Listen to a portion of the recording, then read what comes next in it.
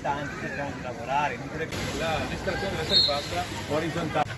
Ha due soccorritori, no? Rimane agganciata su un ramo, lei è qua passo per passo assieme e discutiamo momento per momento.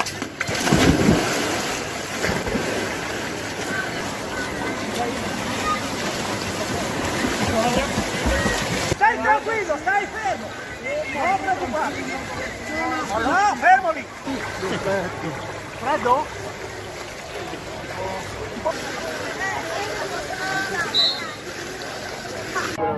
Avete intenzione? Non